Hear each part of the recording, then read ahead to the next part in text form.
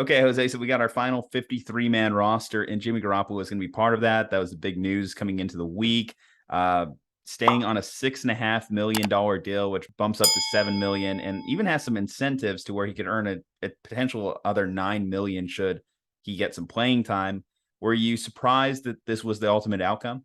I was a little bit just because towards the end of last season, the talk was Jimmy Garoppolo, after he got done with his shoulder surgery, is that he was going to get traded, that there was going to be a team out there that was eventually going to give some pieces away to get him. But the longer the offseason prolonged, that would start to become less likely. Some of these teams that were quarterback hungry started to fill their spots with other quarterbacks. So it was starting to leave kind of a question mark as to what was going to happen with Jimmy Garoppolo. And a lot of reports coming from, beat writers that cover the team on a daily basis was that he was just going to get cut at some point. And teams like maybe even Seattle, who still have some question marks at the quarterback spot, were eventually going to try to make a move for him. Now, I'm not too sure if that was part of the reason why they decided to go with this, restructure his contract so they make sure he doesn't go to a team like Seattle. But at the end of the day, I'm pretty happy that he's going to be there. And from what it seems like, all the players are happy just from social media reactions. Trey Lance has even come out and said that he's happy that Jimmy Garoppolo is going to be on the team, that he's going to be there, Well, he to has to help say him. that, right? Well, no, of course he has to say it. Yeah, he has to say it. But the fact that other players have come out and said that, this is good for him. I mean, Kyle Shanahan, but of course he has to say it as well. But I think overall, it's a good move. I'd rather see him as the backup, potentially there just in case, there's always injury possibilities or just straight out struggles from Trey Lance. To have a guy with that veteran presence there, I'm okay with that. I know Jimmy had his first press conference today as QB2, and Trey had his press conference to talk about the deal, but I expected some politically correct answers from them, so I wasn't expecting to learn much from their respective news conferences on each other. I don't think this is going to turn into a toxic situation between those two. Obviously, last year they had to deal with enough drama as is. It's just a slight change of role reversal here. The more interesting press conference was, of course, Kyle and John talking about it the other day.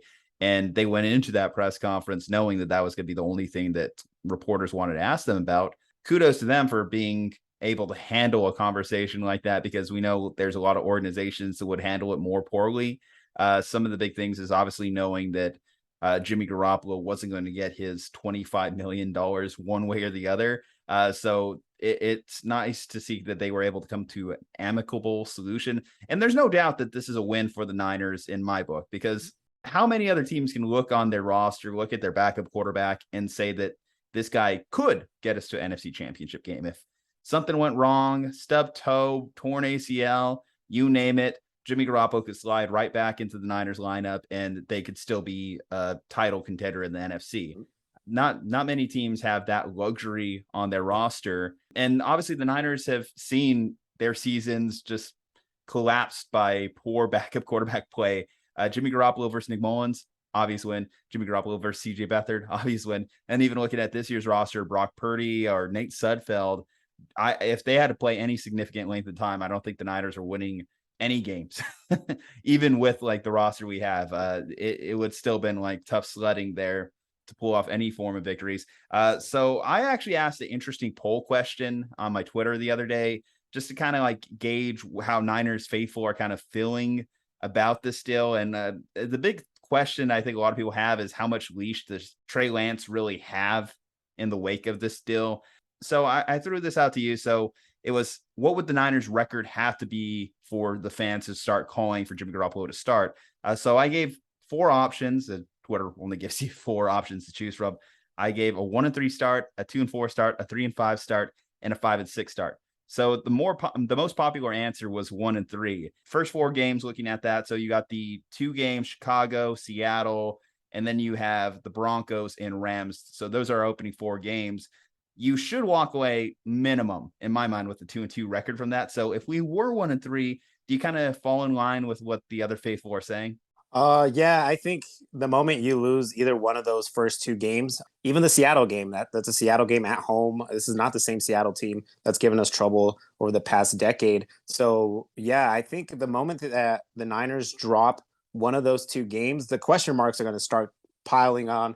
And then the comment section on Twitter posts from the Niners page is just going to be either Jimmy G, just kind of reverse of what we saw last year. Once Jimmy G had like a bad game, bad performance, everything would be Trey Lance, Trey Lance, Trey Lance. The moment Trey Lance has a bad game, I did have think he's gonna be commenters good. also say the Niners would have to go 0-17 for them to want Jimmy Garoppolo stay. So there still is that segment that are just like, I don't care what happens. I'm done with Jimmy Garoppolo. With Jimmy Jimmy, Garoppolo has yeah. been dead to me since last year. And Well, those luckily segment of for fans I'll us, never yeah, understand. But right.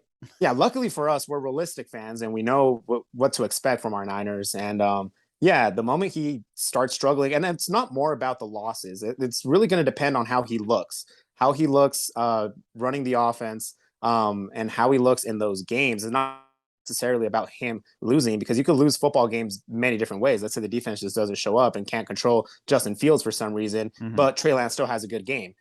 So you can't really pin that on him. So it really does depend on how he looks out there, more of the results. Obviously, the results tend to go your way when your quarterback plays great. So the wins should come if he's playing well. But if for some reason he's playing well and we're still losing games, I don't think you automatically just assume that the quarterback position is a problem and you throw Jimmy in there. yeah, another counterpoint I saw though was the Niners did give Jimmy Garoppolo a 3-5 leash last year and didn't make the switch. A slightly different situation as you're talking about Trey Lance, literally a brand new guy, versus Jimmy Garoppolo, who's coming off the NFC Championship game appearance last year. 3-5, I feel might be more appropriate, but I could understand a 1-3 start depending on how Trey looks in that 1-3 start. If Trey really struggles, like we're talking, I know we talked about it as a meaningless game. People talk about preseason as meaningless games, but the Houston game was a little bit ugly and kind of potentially opened some eyes, may have opened John Lynch's eyes or Kyle Shanahan's eyes in making this contract happen. If he performs like that against what's supposed to be a pretty bad Chicago defense this year, obviously they don't have Khalil Mack. They had one of the worst secondaries in football last year.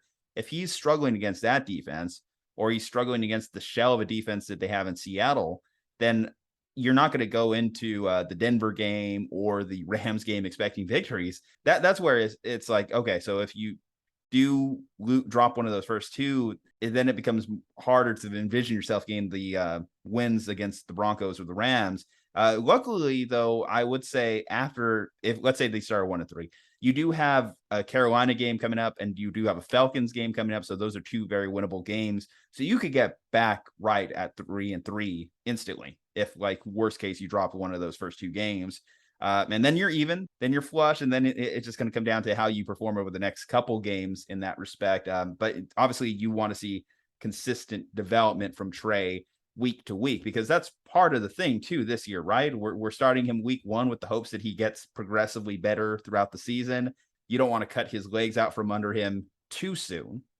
But if it's really bad, and I'm talking replacement level quarterback bad, then then that's where it's going to be tough. It's going to be really tough to not press that Jimmy Garoppolo button, especially when you're talking to the veterans like Kittle, Bosa, Juszczyk, Trent Williams, Debo, who have been there, have been so close to Super Bowl ring, or coming up on the tail end of their careers, so they know that their Super Bowl window is closing. That's when it's going to get really tough. So it is going to be an awkward situation. I think the guys can handle it well. I'm happy that they were able to get it done. And if the biggest holdup was the contract, then I just don't see how you look at this and think this is a bad deal. You're getting him at $6.5 million. That's the best backup quarterback contract in my mind in the entire league. Go beyond that, we still have the potential. This buys us time. We still have the potential to even trade him. How crazy is that? You know, I know that we have to deal with him, that we have to consult him before any trade happens. But if Trey's playing well, which again, we're hoping that he plays well, let's say Patrick Mahomes like has a major shoulder injury in week 4 or something like that. You don't think the Chiefs, who are a title contender, are going to want to make a deal for a veteran quarterback? They're going to just let Chad Henne run it out all season? No. So it's good to have that insurance policy. In worst case, if he's just signs with another team in the offseason, guess what? We actually get a complimentary 3rd round pick. So we just bought ourselves a 3rd round pick. Don't see any negatives in this situation aside from some slight awkwardness, some extra questions in the media, and some divisive Twitter posts. But anyway, that's just kind of what Niners Twitter is. It's been a divisive place for longer than Jimmy Garoppolo and Trey Lance talk. It's been back that way to the Harbaugh era, I hate to say. But anyway, guys, I mean, we do love you, faithful. We do hate faithful Twitter sometimes. And that's just Twitter in general. Juju here, Jose. We're happy to be back. Happy to get some videos out to you. Exciting offseason. Hopefully we get to do some more throughout the course of the season. Go ahead and hit that subscribe button so we can get up and running again. Like the video, comment below your thoughts on the whole deal. And yeah, anything else you want to say to the people, Jose? Glad to be back. Let's start that quest for 6 again. I'm still very, very hopeful that this could be the year. So let's go out there and have a good year, man. Let's do it. All right. See you next time, guys.